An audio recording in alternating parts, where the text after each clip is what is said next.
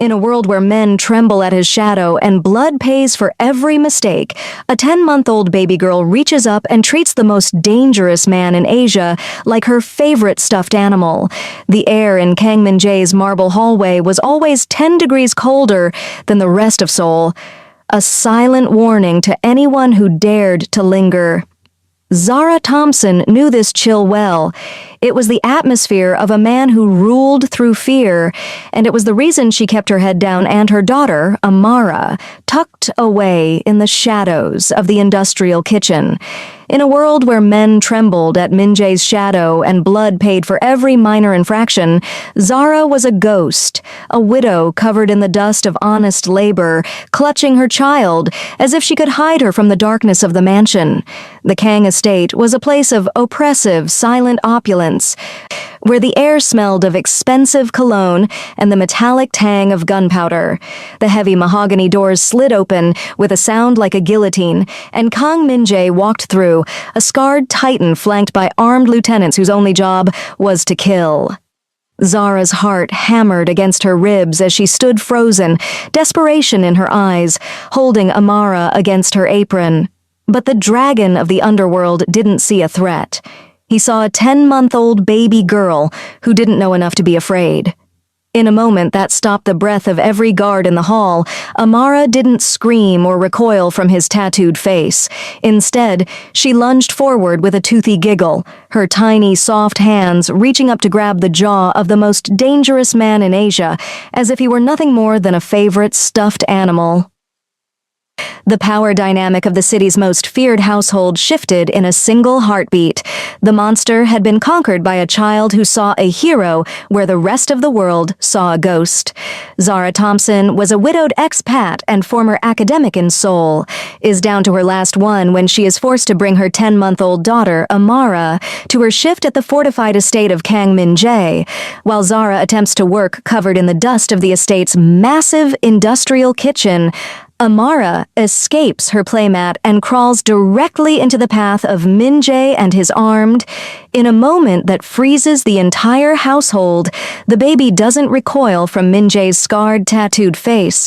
She realizes Min-jae's coldness is a mask for a man haunted by a lost family.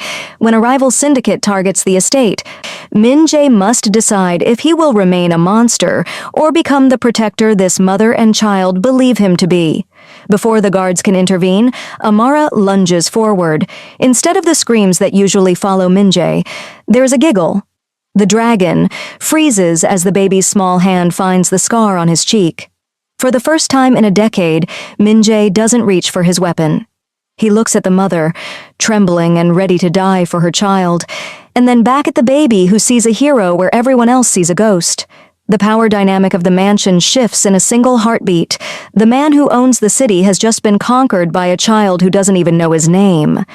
If you are still with us, please consider to like and subscribe to the channel so you won't miss out on more beautiful stories like this.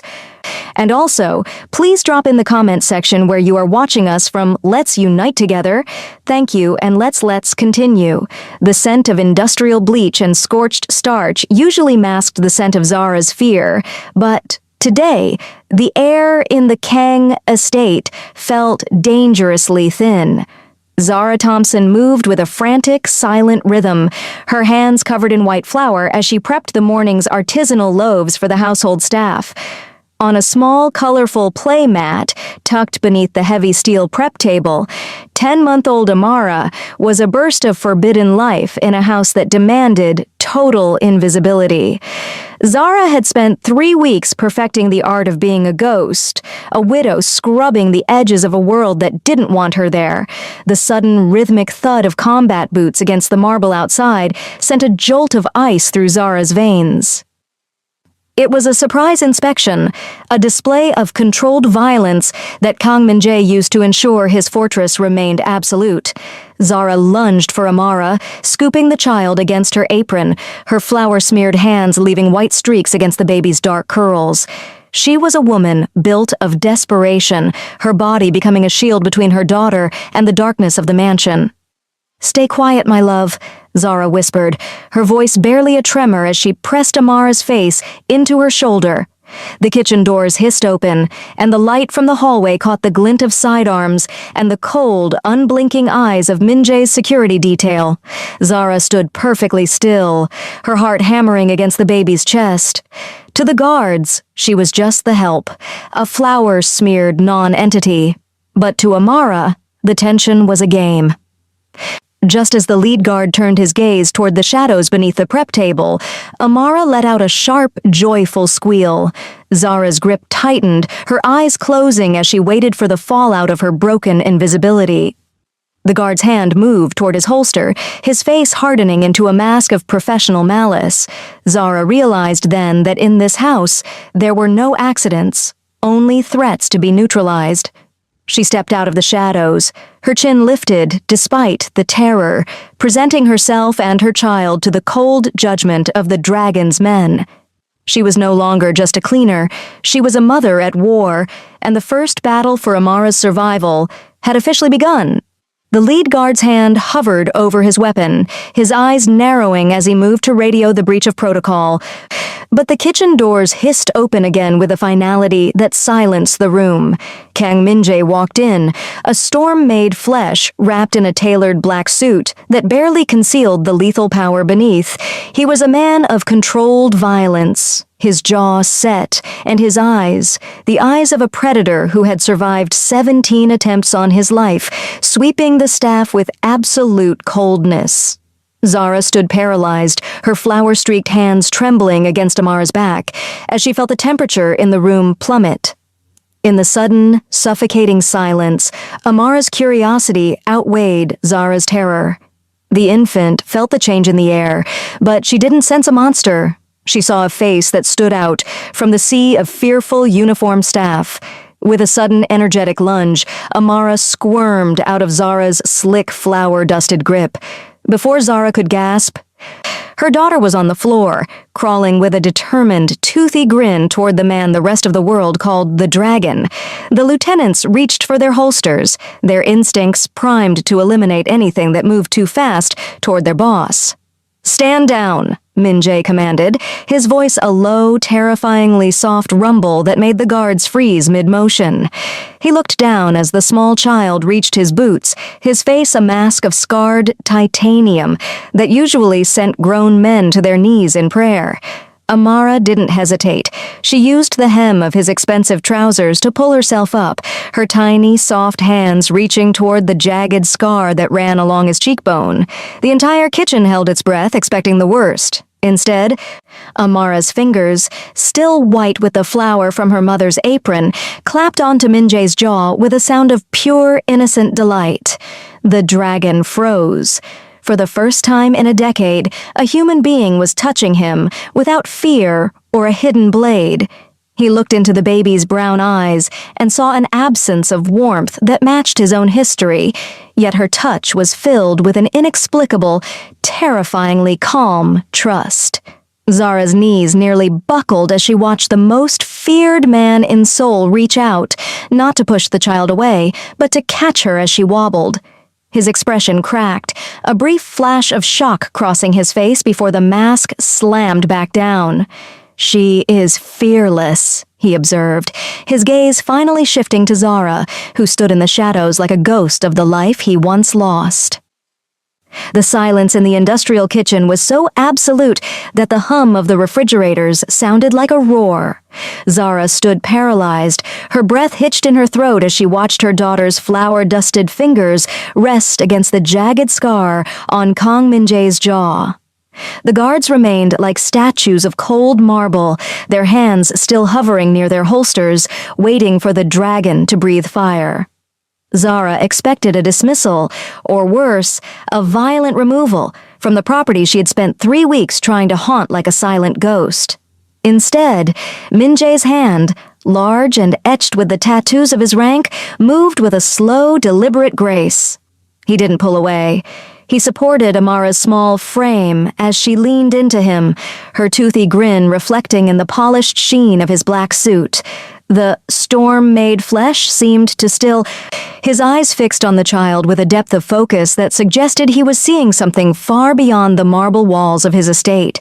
"This child does not know fear," Min-jae murmured, his voice a low-frequency hum that vibrated through the room.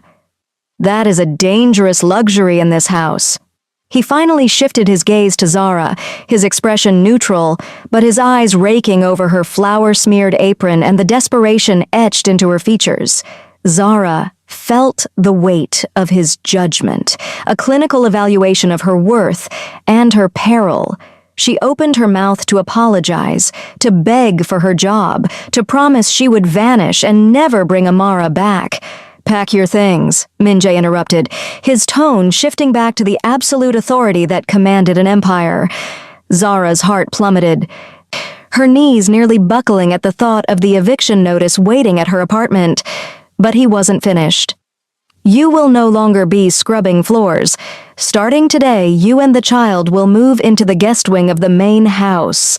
It is the only part of this fortress with reinforced glass and a private perimeter." The lieutenants traded stunned glances, their professional masks slipping for a fraction of a second. The guest wing was reserved for high-ranking associates, not the help.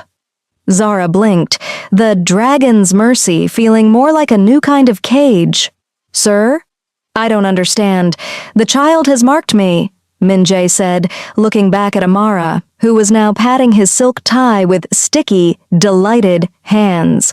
"In my world, what I touch, others target. For the child's safety, and perhaps for your own, you stay where I can see you." He carefully transferred the baby back into Zara's shaking arms, the white flower from Amara's hands now a permanent mark on his dark lapel. As he turned to leave, his dark coat flared like a wing, leaving Zara standing in the center of a life that had just been irrevocably rewritten. The heavy mahogany doors of the primary conference room groaned open, revealing a space where the air was thick with the scent of bitter espresso and the unspoken threat of a silent war. Zara stood at the threshold, her pulse an erratic drumbeat against her ribs, as she clutched a diaper bag like a tactical shield. Beside her, Kang Min-jae moved with the lethal grace of a predator, his dark, tailored suit a stark contrast to the small, bright-eyed infant currently anchored to his hip. Amara had spent the morning wailing at the mere suggestion of being left with the new nanny, her tiny fists knotting into Min-jae's silk tie with a grip that even the dragon of soul couldn't seem to break. As they entered, a dozen men in charcoal suits, high-ranking lieutenants and representatives from the triads, rose in a synchronized motion that usually signaled the start of a bloody negotiation. The room went airtight. Eyes that were trained to spot a hidden wire or a double cross flickered toward the 10-month-old girl, patting the dragon's scarred jaw. Zara felt the weight of their judgment, 100 clinical evaluations of this new, soft vulnerability in their leader's armor. She took her seat in the corner, her presence an anomaly of bibs and boardrooms. In a sanctuary of controlled violence, Min-jae didn't offer an explanation. He sat at the head of the table, his tattooed neck tensing as he adjusted Amara so she could see the room. "The shipment through Busan is late," he began, his voice a low-frequency hum that commanded absolute silence despite the child now gnawing on a teething ring at the center of the table. Zara watched with a mixture of terror and awe as Min-jae navigated a $40 million dispute while simultaneously shifting his weight to keep Amara comfortable. The tension peaked when a triad envoy leaned forward, his eyes fixed on the baby rather than the ledger. "You've grown soft, Kang, bringing a domestic distraction to a table of kings." The temperature in the room plummeted 20 degrees. Min-jae didn't reach for the handgun in his shoulder holster. Instead, he looked at Amara, who was staring at the envoy with a curious, unblinking intensity. "The child sees what I see," Min-jae said, his voice dropping to a terrifyingly soft whisper. "And right now, she sees a man who is talking himself into a shallow grave." Zara realized then that Amara wasn't a distraction.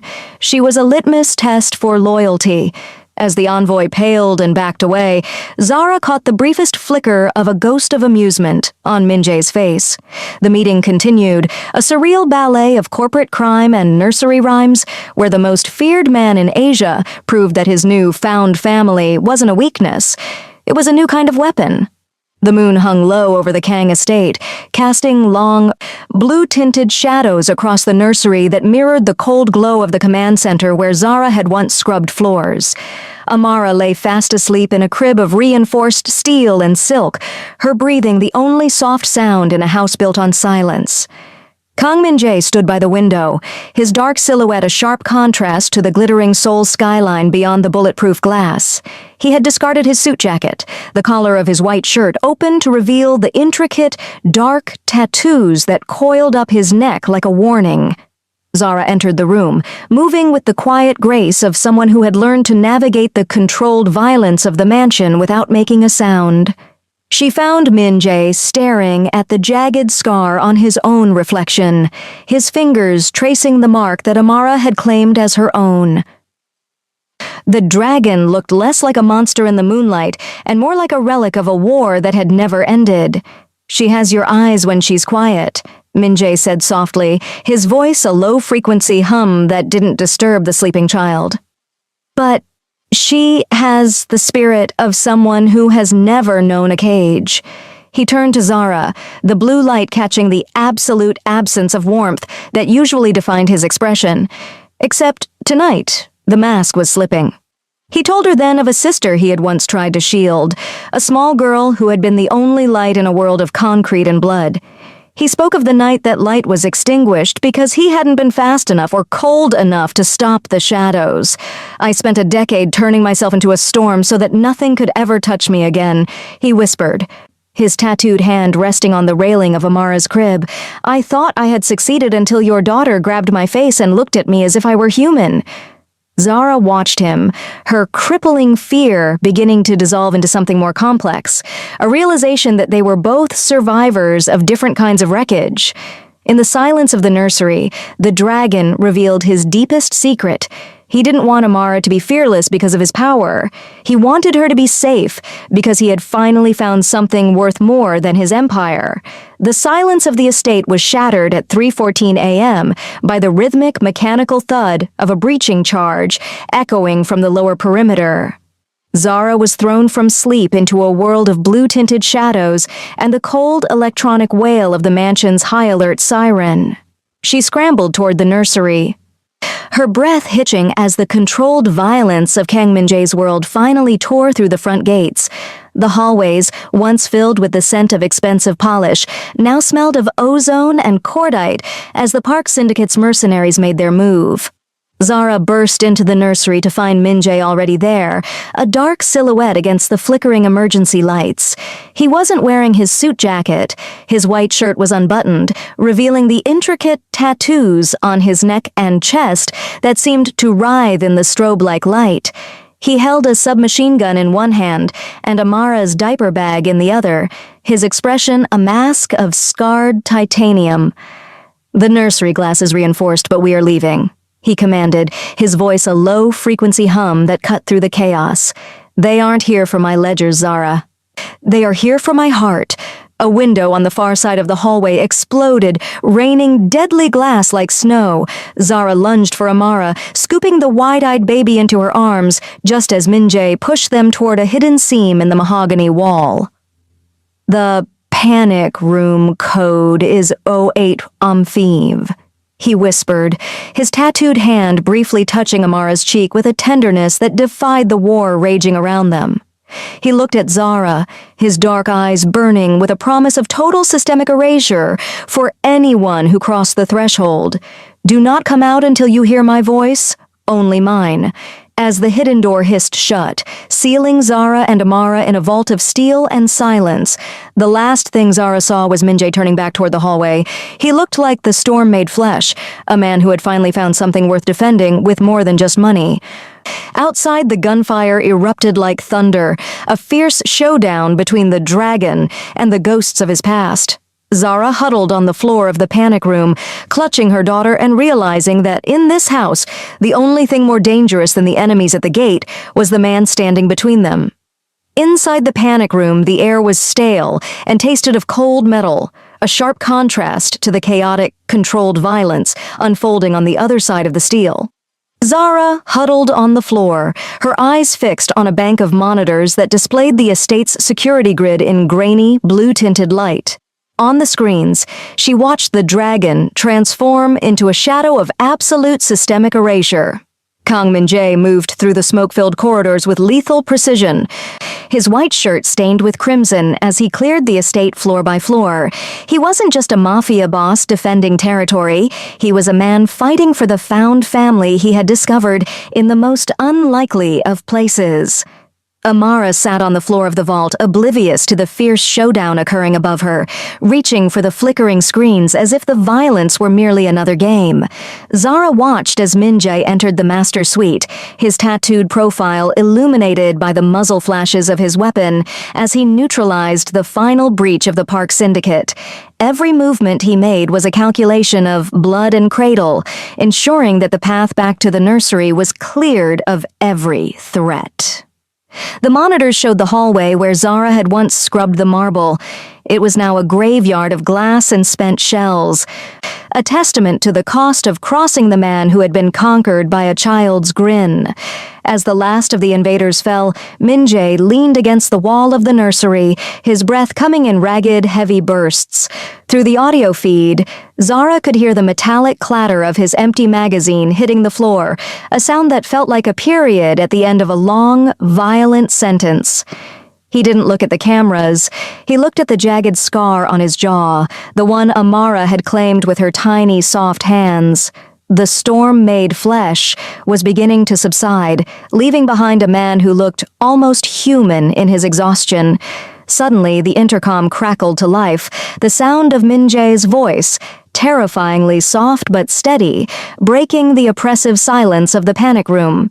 "It's over, Zara," he whispered, the code for their safety buried in the tone of his voice. "The house is quiet." Zara felt the crippling fear finally begin to lift, replaced by a realization that the dragon had fulfilled his promise of total protection.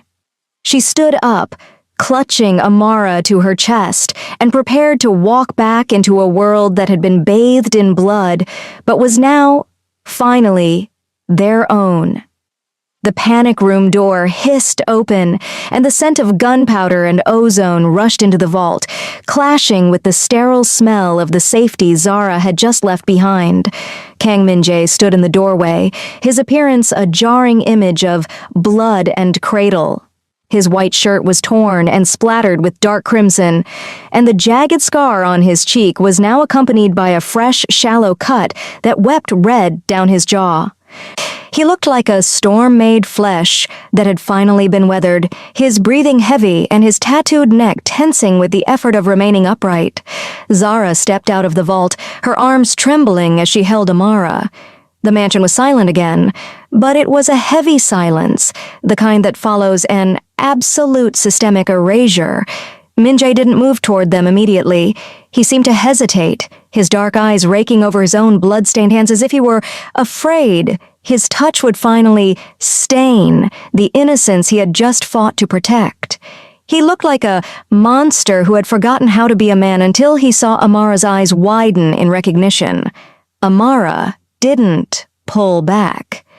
She didn't cry at the sight of the carnage, or the man who looked like he had stepped out of a nightmare.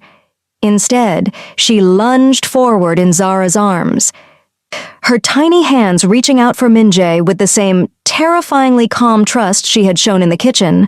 Zara felt her heart crack as she moved closer, allowing the baby to reach him. Amara's soft, small fingers clapped onto the fresh wound on Min-jae's jaw, her little face scrunched with a sudden, profound concern. "Oh, oui," Amara said clearly, her first word ringing through the bullet-riddled hallway like a bell of redemption. The dragon froze, his expression crumbling for the first time in his adult life. A single, jagged breath escaped him as he pulled both Zara and the child into his arms, burying his face in Amara's hair. In that moment, the Mafia boss was gone, replaced by a man who had finally been saved by the very distraction he had sworn to protect. Zara leaned her forehead against his shoulder, the crippling fear of the last few hours dissolving into a realization that their found family was no longer a secret. It was a survival. 6 months had passed since the night the estate ran red, and the air in the Kang Gardens no longer carried the metallic tang of gunpowder. Instead, it smelled of blooming jasmine and the honest, earthy scent of the flower Zara still insisted on needing herself. The mansion had been transformed from a fortress of controlled violence into a home where the heavy mahogany doors remained unlocked during the day. Kang Min-jae had spent the half-year systematically erasing his dragon persona, liquidating his shadow assets, and dismantling the empire that had once required a storm made flesh to rule. He stood now on the sun-drenched terrace, stripped of his tailored black suit for a simple white linen shirt that caught the breeze. The intricate tattoos on his neck remained, a map of a past life he could never fully leave behind, but the absolute absence of warmth in his eyes had been replaced by a quiet, steady peace. He watched as Amara, now a confident toddler with colorful bows in her hair, chased a butterfly across the manicured lawn. She was no longer a distraction or a litmus test. She was the heartbeat of his new world. Zara walked out to join him, her crippling fear a distant memory, as she leaned against the man who had traded a crown of blood for a chance at a clean slate. She watched Min-jae scoop Amara into his arms, spinning her until her shrieks of laughter filled the gardens. The jagged scar on his jaw, once a mark of war, was now just a place where Amara rested her head when she was tired. Min-jae had found a way to be something other than a monster, proving that even the most feared man in Asia could find redemption in an infant's trust. "The legacy is changed," Min-jae whispered, looking at Zara with a gaze that was almost human and entirely devoted. He had replaced his empire with something more durable, a future where Amara would grow up knowing only the man inside the scars. As the sun set over a city that no longer trembled at his name, the three of them stood together. A found family built on the improbable moment a child reached out to a monster and found a father.